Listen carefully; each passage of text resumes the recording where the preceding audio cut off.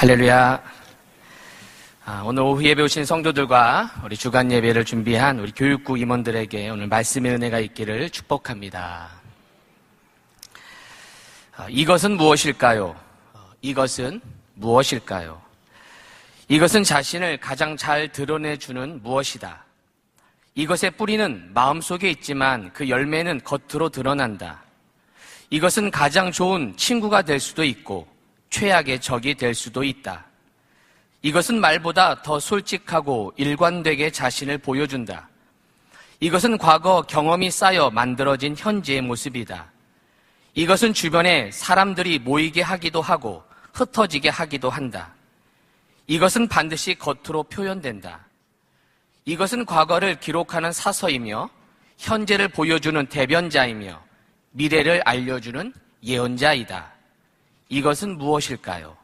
이것은 무엇일까요? 이것은 바로 태도입니다. 태도. 태도는 자신을 가장 잘 드러내주는 무엇이다. 태도의 뿌리는 마음속에 있지만 그 열매는 겉으로 드러난다. 태도는 가장 좋은 친구가 될 수도 있고 최악의 적이 될 수도 있다. 태도는 말보다 더 솔직하고 일관되게 자신을 보여준다. 태도는 과거 경험이 쌓여 만들어진 현재의 모습이다. 태도는 주변에 사람들이 모이게 하기도 하고 흩어지게 하기도 한다. 태도는 반드시 겉으로 표현된다. 태도는 과거를 기록하는 사서이며 현재를 보여주는 대변자이며 미래를 알려주는 예언자이다. 우리 교회 올해 표어는 경건한 태도, 믿음의 상속으로 정하고 태도 훈련을 계속하고 있습니다. 오늘 이 시간에는 그럼 태도는 무엇일까? 정말 태도의 의미를 그리고 그거에 대한 몇 가지 좀 배워보려고 합니다. 제가 설교 준비하면서 참고한 책이 한 권 있습니다. 세계적으로 알려진 리더십 전문가이면서 이 베스트셀러 작가인 존 맥스웰이 지은 태도, 인생의 가치를 바꾸다. 태도, 인생의 가치를 바꾸다라는 책을 참고했습니다. 너는 밥 먹는 태도가 그게 뭐니? 딴 데 가서도 이러면 엄마가 욕먹는다. 그 친구는 근무 태도가 영 불성실하더라고요. 하나를 보면 열을 나는 법입니다. 자녀 양육에는 부모의 일관적인 태도가 매우 중요합니다. 이런 표현들 여러분 자주 들어보시고 또 여러분 아마 사용해 본 적도 있으실 겁니다. 사람들은 각자 자신이 생각하는 태도의 기준들이 있습니다. 그리고 그것을 가지고 타인을 판단하며 끊임없이 자신의 생각을 관철시키는 속성을 가지고 있습니다. 우리는 어떤 사람을 바라볼 때 그 사람의 실력이나 경험보다 먼저 그 태도를 먼저 보여진다는 겁니다. 태도를 먼저 본다는 것이죠. 사람을 판단할 때 그가 나에게 어떤 태도를 보이는가? 그의 삶의 자세는 어떠한가? 성공과 실패, 희망과 좌절에 대해서 그는 어떠한 태도를 갖고 있는가를 먼저 본다는 것이죠. 그리고 그 후에 그 사람의 능력, 그 사람의 배경 같은 어떤 객관적인 요소를 볼 수 있습니다. 훌륭한 태도를 지닌 사람에게는 끌리지만 상대적으로 좋지 않은 태도를 가진 사람에게는 거리를 좀 멀리 두고 싶어 합니다. 단적으로 봐도 너그럽고 유머러스하며 통이 크고 긍정적이고 유쾌한 사람의 주변에는 사람들이 많이 있습니다. 그러나 째째하고 속이 좁고 징징거리며 부정적인 사람들에게는 가까이 가고 싶지 않은 것이 우리들의 동일한 마음일 것입니다. 그만큼 태도는 우리 인생에서 중요한 열쇠 중에 하나입니다. 그렇다면 태도가 모든 것을 다 대신할 수 있을까요? 태도로 안 되는 것이 있습니다. 태도는 실력을 대신할 수 없습니다. 태도는 실력을 대신할 수 없어요. 실력이 없는 사람이 태도가 좋다고 인생을 성공하는 것은 아니라는 거죠. 태도만 좋다고 실력이 없어도 성공하는 것이 아니라는 것입니다. 태도는 경험을 대신할 수 없습니다. 인생의 연륜과 경험을 무시할 수 없다는 것이죠. 태도는 중요하지만 태도가 모든 것을 다 줄 수 없습니다. 그러나 태도 역시 또한 중요하죠. 그렇다면 우리 이런 질문 한번 해봤으면 좋겠습니다. 지금 나의 태도는 어떻게 형성된 것일까? 지금 나의 태도는 어떻게 형성된 것일까? 먼저 태도를 형성하는 8가지 특징을 한번 살펴보았으면 좋겠습니다. 태도를 형성하는 8가지 특징. 첫 번째는 성격입니다. 성격. 개인의 성격은 태도를 형성하는 가장 큰 요소 중에 하나입니다. 사람은 모두 다 다르게 태어나죠. 같은 지문을 가진 사람이 한 명도 없을 정도로 우리는 다 서로 다릅니다. 같은 부모, 같은 환경에 자랐어도 형제들이 서로 제각각이죠. 예를 들면 외향적인 성격을 가진 사람들은 기본적으로 적극적인 태도를 가지고 있습니다. 그래서 반응이 좀 빨리 오죠. 가끔 설교하고 강의할 때 외향적인 분들을 의도적으로 앞자리에 앉힙니다. 왜냐하면 할렐루야 그러면 바로 아멘 뭐 이러고 또 손도 들고 그렇게 아주 적극적으로 반응이 옵니다. 문제는 집에 가서 다 잊어버린다는 거예요. 이 외향적인 분들은 반응은 아주 좋아요. 현장 가면 좋은데 오늘 무슨 설교했어? 글쎄 아멘은 열심히 했는데 다 잊어버려요. 말소리도 많고 말소리도 크고 말도 많은 게 외향적이죠. 웃음소리도 아주 큽니다. 웃을 때도 동작도 크게 웃죠. 반대로 내향적인 성격을 가진 사람은 기본적으로 좀 조용합니다. 왜냐하면 먼저 생각을 해야 되기 때문에 그렇습니다. 말을 하기 전에 이 내향적인 분들은 먼저 생각을 먼저 합니다. 그래서 반응이 좀 늦어요. 설교할 때 아멘 할까 말까 막 이렇게 고민하다가 집에 가서 아멘 합니다. 웃고 싶어도 웃을까? 이게 웃을 타임인가? 말까? 집에 가서 웃고. 그러니까 좀 늦으세요. 근데 문제는 또 좋은 점 뭐냐면 이분들은 설교를 잘 기억하세요. 비록 반응은 늦었어도 오늘 목사님 어떤 설교했는지를 기억을 잘 하시는 분들이 이 내향적인 분들이 기억력이 좋습니다. 물론 나쁜 기억도 오래 해서 스트레스가 되는 분들도 많이 계시지만 기억력이 많이 좋으신 분들이 이게 내향적인 분들이세요. 그러니까 성격이 그 사람의 태도를 나타내는 가장 중요한 요소 중에 하나인 것입니다. 문제는 성격은 변해요. 내가 외향이다, 내향이다 늘 그렇게만 살아갈 수가 없죠. 내향적인 사람은 어느 때는 외향이 되기도 하고 또 외향적인 사람이 어느 때는 좀 내향으로 바뀌기도 합니다. 내 성격을 뛰어넘을 수 있어야 되는 것이죠. 그런데 문제는 기본적으로 내 천성은 변하지 않는다는 것이 이 심리학의 이론입니다. 비록 내가 겉으로는 그렇게 드러내지만 내 기본적인 성품은 기본적인 성격은 내 태도에 영향을 주고 잘 변하지 않는 게 사실 우리의 성격 중에 하나입니다. 어쨌든 태도는 성격이 영향을 받습니다. 자, 태도를 형성하는 두 번째 요인은 바로 환경입니다. 환경. 자라온 환경 또한 내 태도에 영향을 줍니다. 반드시 그런 것은 아닌데 간혹 좀 이혼한 가정에서 태어난 또 자라난 사람들이 이혼에 대해서 쉽게 이렇게 생각을 하고 조그만 갈등이 생기면 또 금방 이렇게 또 결정하는 그런 경우도 많이 보게 되고 또 가정에서 폭력을 보고 자란 자녀가 나중에 커서 또 폭력을 행사하는 그러한 또 모습도 가지고 있다는 것도 간혹 듣게 됩니다. 그만큼 자란 환경이 중요하다는 것이죠. 어느 사역자에게 이런 고백을 들은 적이, 이런 고백을 했다고 합니다. 자기가 목사가 되기로 결정한 이유가 여러 가지 있는데 그 중에 한 가지는 뭐냐면 자기 아버지가 술만 먹으면 엄마를 많이 때렸다는 거예요. 그래서 자기는 그것을 보고 자라면서 너무 싫은 거예요. 나는 아버지처럼 되지 말아야 되겠지라고 생각하면서 그리고 그 순간 예수를 영접하게 되고 그거를 좀 벗어나고 싶어서 오히려 주의 길을 선택하고 사역자의 길을 가게 되었다는 것입니다. 그 환경의 지배를 받고 싶지 않아서 더 믿음으로 살고 싶고 신앙의 나를 붙잡아 주기를 원하는 마음으로 그렇게 사역자의 길을 선택했다는 것이죠. 그러나 단지 사역자의 길을 걷는다고 해서 그 환경을 이길 수 있을까요? 그것은 아니죠.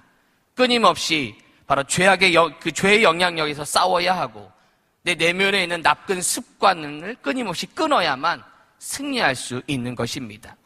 환경이 태도에 영향을 많이 줍니다. 형제가 많은 가정에 태어난 자녀일수록 서로 나누는 일, 서로 화합하는 일들을 잘하죠.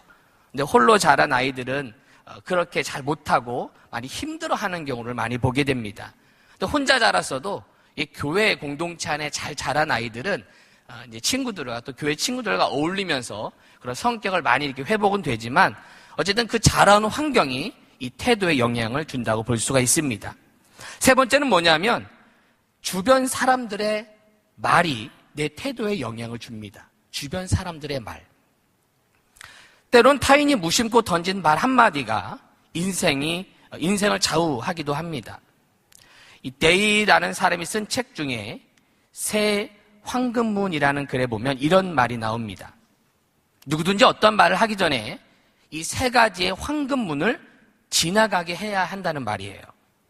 첫 번째는 어떤 문이냐면 말을 하기 전에 그 말은 정말인가? 그 말은 정말인가? 즉 사실에 대한 물음을 먼저 하라는 것이죠.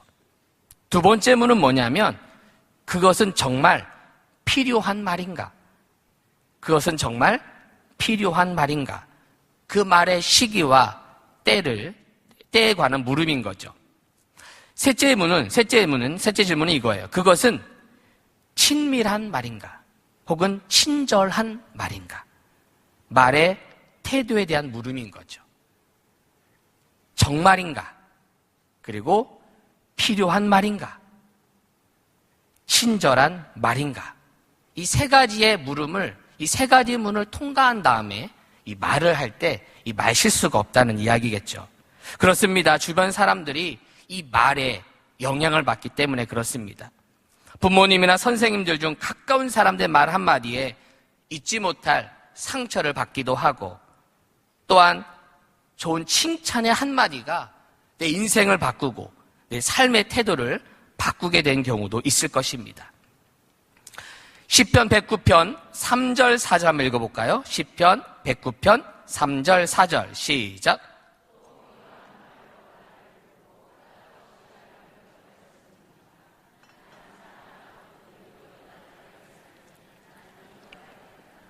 네, 지금 미워하는 말로 이 다윗의 고백인데요. 다윗은 지금 미워하는 말로 상처를 받고 공격당하고 있는 경험을 하고 있습니다.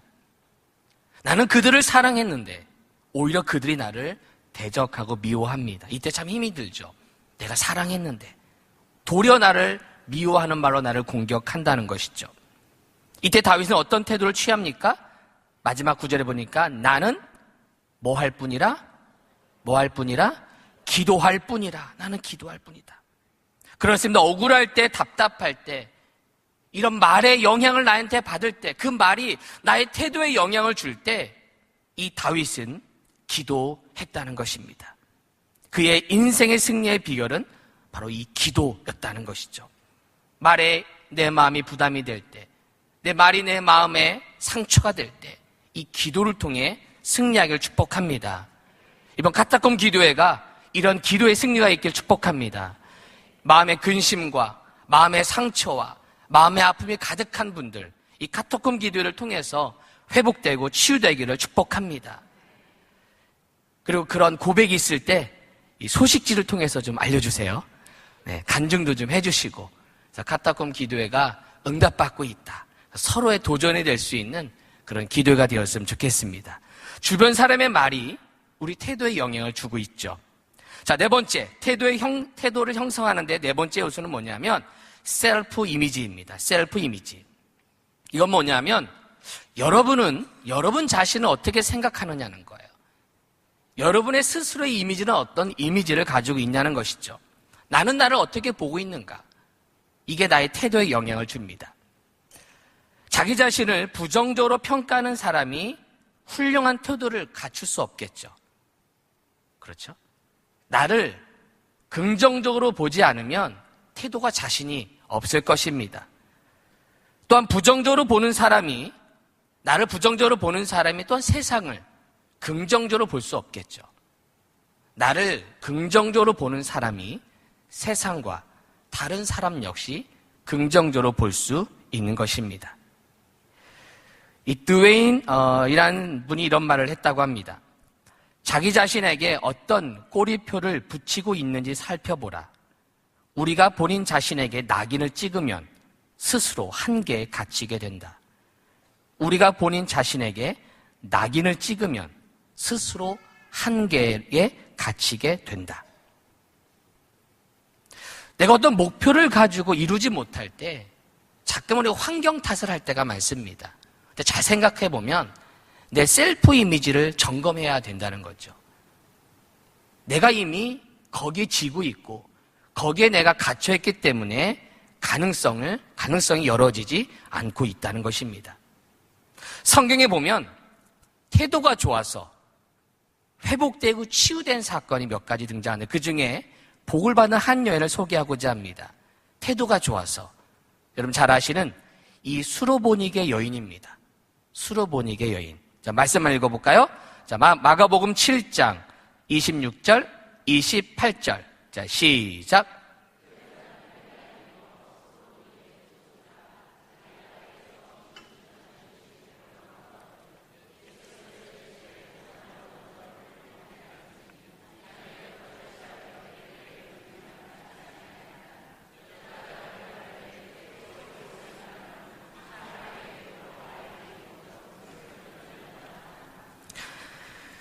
지금 수로보니게 여인을 향해서 예수님은 괴취급을 하고 있지만 이 여인의 태도를 한번 보십시오. 주여, 뭐라고요? 올소이다. 주여 올소이다. 어떻게 이렇게 당당한 태도를 유지할 수 있었을까요? 이 여인의 자존감이 엄청 높은 것으로 보여집니다. 본인이 개라고 생각하지 않은 거, 이분은. 내가 개라고 생각하는 사람은 나를 개라고 하면 거기에 발끈합니다. 근데 내가 그렇지 않은 사람은 그렇게 말해도 그냥 넘길 수 있어요. 정말 자기의 자존감이 높은 것이죠. 만약에 자존감이 낮은 사람이라면 뭐야? 나 그냥 그만둘래 하면서 아마 예수를 떠났을 것입니다. 그러나 그는 자기를 바라보는 셀프 이미지가 긍정적이었기에 어떤 말에도 흔들리지 않고 예수 앞에 설 수 있었던 것입니다. 이 셀프 이미지가 되게 중요한 것 같아요. 여러분, 아버지 학교 한번 우리도 이렇게 예배에서 한번 들어봤지만 아버지 학교에 남자들이 하는 구호가 있죠. 주님, 제가 아버지입니다. 우리 아버지를 다시 한번 같이 한번 해볼까요? 주님, 제가 아버지입니다. 시작. 주님, 제가 아버지입니다. 왜 엄마들이 하세요? 근데 정말 신기한 건요, 이걸 3번만 하면 우리 아버지들은 눈물이 찡한다는 거예요. 맞아요? 네, 이게 참 신기하죠? 주님, 제가 아버지입니다. 이거 3번만 하면요, 이 아버지의 눈이 시뻘개져요. 이게 뭐냐 하면 이 셀프 이미지거든요. 내가 아버지인데. 내가 아버지인데. 나 아버지의 영향력이 있는데. 내가 뭐 했나 하면서 그 자신의 이미지를 다시금 돌아보고 다시금 점검하는, 이게 셀프 이미지가 중요한 거죠. 내가 아버지인데. 이것도 있겠죠. 주님, 저는 하나님의 사람입니다. 아버지만 하지 말고 우리 모두 해볼까요? 주님, 저는 하나님의 사람입니다. 시작. 주님, 저는 하나님의 사람입니다. 내가 하나님의 사람입니다. 이런 하나님의 사람이라는 어떤 긍정적인 자아를 가지고 있을 때 어떠한 나에게 외부의 어떤 뭐 안 좋은 말, 안 좋은 환경이 온다 하더라도 거기에 쉽게 흔들리지 않을 수 있는 것이죠. 나는 하나님의 사람입니다. 자, 손을 한번 펼쳐보세요. 자, 졸리신 분들은 더 세게 때리시고, 자, 나는 하나님의 사람입니다. 나는 하나님의 사람입니다. 하나님의 사람을 가지고 있는 사람은 태도가 달라지죠. 내가 하나님의 사람이라고 믿는 사람은 걸어갈 때나 어떤 일을 할 때, 어떤 환경을 만난다 하더라도 그의 태도는 다를 것입니다. 왜? 내가 하나님의 사람이니까. 하나님에 속한 사람이니까. 오늘 주일 말씀처럼 하나님 안에 거한, 주님 안에 거한, 주님의 자녀이니까. 그런 셀프 이미지가 있기를 축복합니다. 다섯 번째 요소는 경험입니다. 경험. 뭐라고요? 경험은 성장에 좋은 기회가 됩니다. 인생 경험을 많이 한 사람은요, 태도가 달라요. 여러 경험을 통해서 여러 실패를 경험하고 그 실패 속에서 일어나고 이러한 인생의 경험을 많이 가진 사람은 여러 가지 태도에 있어서 아주 큰 큰 어떤 담대함, 무서움이 없습니다. 왜? 이겨봤으니까. 그런 고난을 이겨봤으니까 그런 작은 어려움에도 쉽게 흔들리지 않는 태도를 취할 수 있는 것이죠.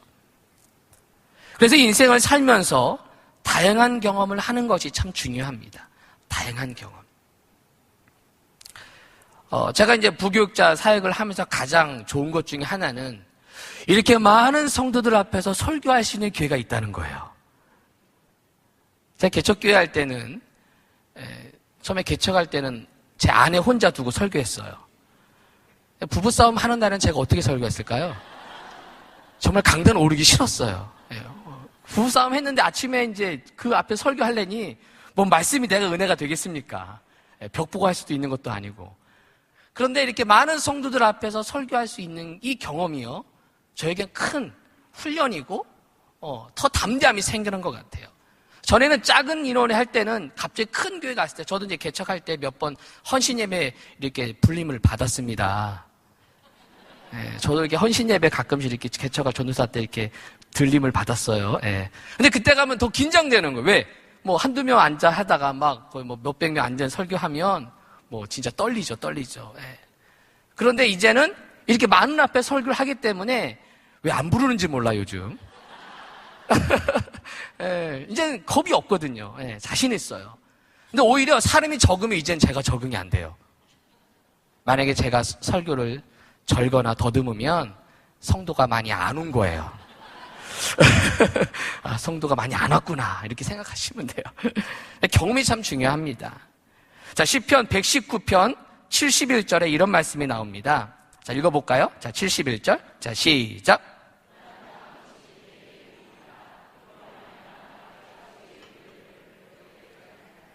어느 권사님이 저에게 이런 고백하는 거. 목사님, 제가 고난당하기 전엔 이 말씀을 몰랐어요.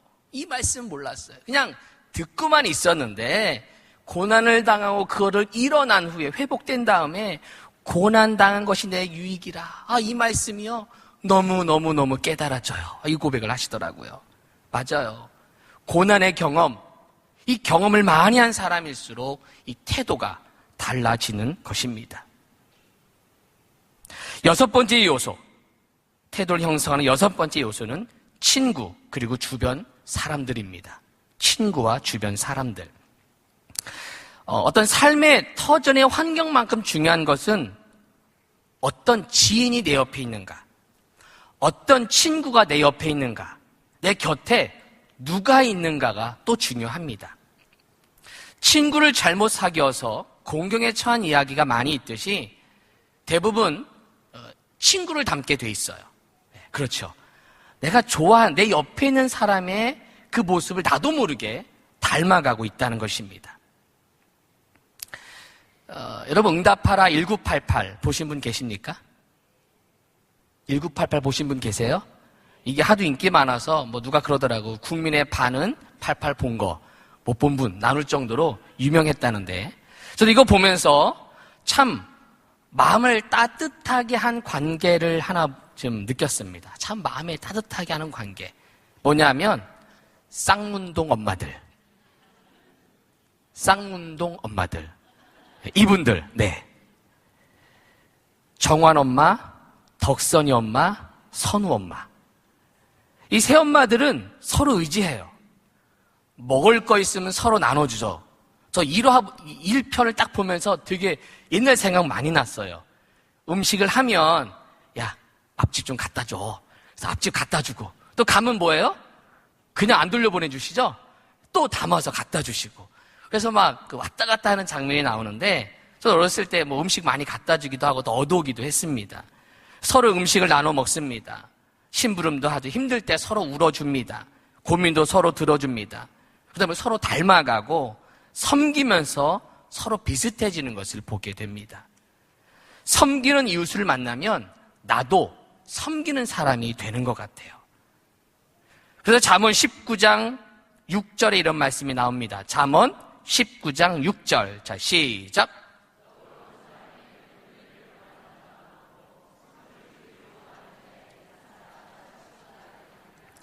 자, 그래서 너그러운 사람이 되라는 겁니다. 넉넉한 분이 되라는 거죠. 그러면 친구들이 많아진다는 거예요.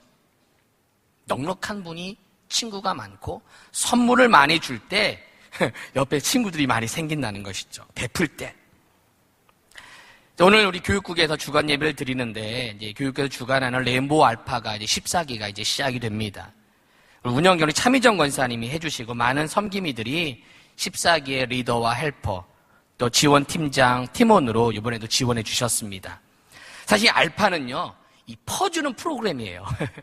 그냥 주는, 베푸는 프로그램이에요. 많이 먹이고, 그래서 많이 이렇게 찬양도 하고, 많이 이야기도 나누게 하는 것이 이 알파입니다. 사랑을 주면, 사랑을 베풀면 그 사랑을 받은 사람이 자연스럽게 또 사랑을 주는 사람이 되는 거예요. 그래서 알파 사랑을 받은 사람들이 알파에 또 섬김으로 들어오세요. 이번 리더 헬퍼들도 이번에 13기 수료하신 분들도 많이 들어오시고 또 섬김이들도 보니까 13기 수료했던 은혜 받았던 분들이 나도 조금 하겠다고 나도 좀 시간 내서 좀 섬기겠다고 이러면서 이렇게 지원한 분들도 많이 계셔요. 왜? 사랑을 받고 그 사랑의 영향을 받으니까 나도 섬기는 사람이 되는 것입니다. 그만큼 남에게 베풀 때 그리고 내 주위에 베푸는 사람을 만날 때 또 나도 베푸는 사람이 되는 것이죠. 그래서 누가 내 옆에 있는가가 중요한 것입니다. 7번째, 태도를 형성하는 7번째 요소는 바로 생각입니다. 뭐라고요? 생각. 이 밥 콘클린이라는 분이 이런 글을 썼다고 합니다. 한번 들어보세요. 나는 당신을 일으킬 수도 있고 쓰러뜨릴 수도 있다. 나는 당신을 위해 일할 수도 있고 당신의 일을 방해할 수도 있다. 당신을 성공시킬 수도 있고 실패하게 만들 수도 있다. 나는 당신의 느낌과 행동을 통제한다. 나는 당신을 웃게 할 수도 일하게 할 수도 사랑하게 할 수도 있다. 나는 당신의 마음을 즐겁게도 신나게도 할 수 있다. 또 나는 당신을 비참하게도 낙담하게도 우울하게도 만들 수 있다. 나는 당신을 아프게도 무력하게도 만들 수 있다. 나는 당신을 올가매는 무거운 부담스러운 족쇄가 될 수도 있다. 나는 프리즘을 통과한 빛처럼 다양한 색깔로 춤춘다. 나는 당신의 행동이 타인의 눈에 훌륭해 보이도록 가꿀 수도 있다. 나는 결코 사라지지 않는다. 다만 다른 것으로 대체될 뿐이다. 나를 잡을 수 있는 것은 목적과 펜이다. 나를 아는가? 내 이름은 생각이다. 생각이 태도를 결정합니다. 예를 들어 내가 이웃을 어떻게 생각하느냐에 따라서 내 태도가 달라지죠. 내가 배우자에 대해서 어떻게 생각하느냐, 내가 내 자녀에 대해서, 때론 교회에 대해서 어떻게 생각하느냐에 따라서 내 태도가 달라집니다. 생각한 것을 말하고 생각한 것을 행동하죠. 어떤 생각을 하느냐에 따라서 때로는 구원과 저주가 결정이 됩니다. 어떤 생각을 하느냐에 따라서 구원과 저주가 결정이 되죠. 마가복음에 보면 12회를 혈류증하는 여인이 예수님께 고침받기 위해서 예수의 옷가에 손을 댑니다. 그리고 그는 손을 댄 이유를 성경은 이렇게 말해줍니다. 자, 5장 28절. 5장 28절. 시작. 생각함일러라. 구원을 받으리라. 생각함일러라. 그는 예수의 옷에 손을 대면 구원받을 것이라는 생각을 가지고 있었던 거예요. 그 생각으로 예수의 옷가에 손을 댄 것이죠. 결국 생각 때문에 치유받은 사람, 생각 때문에 그의 태도가 달라진 사람, 생각 때문에 구원과 회복을 경험한 사람, 이 12의 혈루증하는 여인이었죠. 근데 반대로 생각 때문에 망한 사람이 하나 있어요. 생각 때문에 망한 사람. 누군지 아십니까? 가시예요, 가시. 가룟유다. 가룟유다는 생각 때문에 망한 사람이에요. 한번 읽어볼까요? 요한복음 13장 2절. 요한복음 13장 2절. 자, 시작.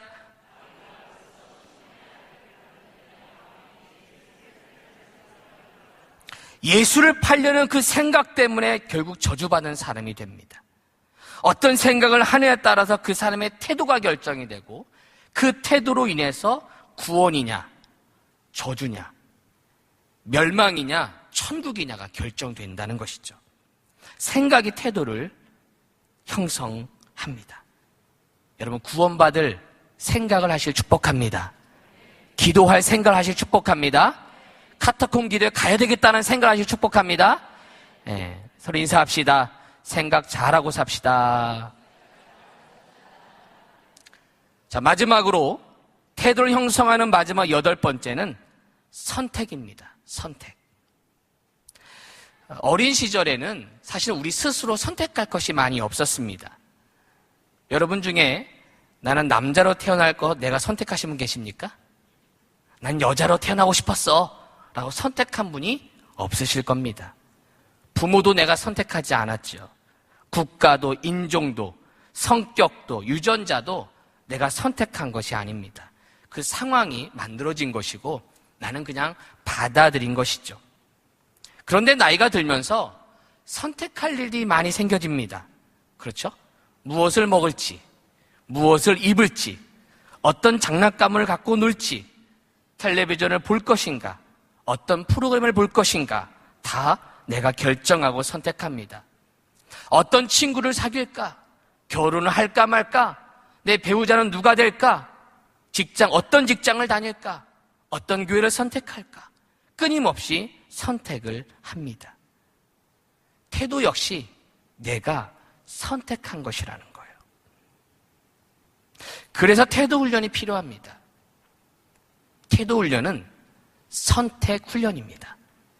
태도 훈련은 선택 훈련이다. 시작.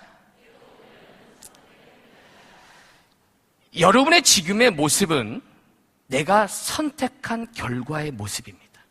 그렇죠? 지금 나의 모습은 과거 내가 선택한 결과의 모습이에요. 그렇다면 지금 내가 어떤 태도를 선택하느냐가 5년 후, 10년 후 그 이상의 나의 모습을 결정하게 된다는 것이죠. 그렇죠? 지금 내가 어떤 선택을 하느냐, 어떤 생각을 선택할 것인가, 모든 게 다 들어가겠죠. 선택이라는 거예요. 그러기에 태도는 변화될 수 있다는 거예요. 태도는 선택이기 때문에 태도는 달라질 수 있어요. 여러분이 내 태도는 좀 변화되고 싶어, 난 좀 고치고 싶은데 잘 안 되는 것 같아. 아니에요. 될 수 있다는 거예요. 셀프 이미지를 통해서 충분히 바꿀 수 있다는 것입니다. 지금 바꾸기 시작하면 나의 미래의 인생은 달라질 수 있다는 것이죠. 사랑하는 성도 여러분, 여러분의 삶을 변화시키고 싶으십니까? 그렇다면 나의 태도를 한번 점검해 보십시오. 나의 태도만 달라져도 많은 부분, 전부는 아니지만 많은 부분 변화되고 달라질 수 있습니다. 좋은 태도 훈련으로 여러분의 인생을 멋지게 디자인해 주셔서 그런 멋진 성도, 경건한 태도와 멋진 태도로 인생을 살아갈 때 신앙생활뿐만 아니라 여러분의 인생의 모든 모습까지도 아름답게 달라지기를 우리 교육부 임원들과 모든 성도들 되시기를 주님의 이름으로 축원합니다. 기도하겠습니다.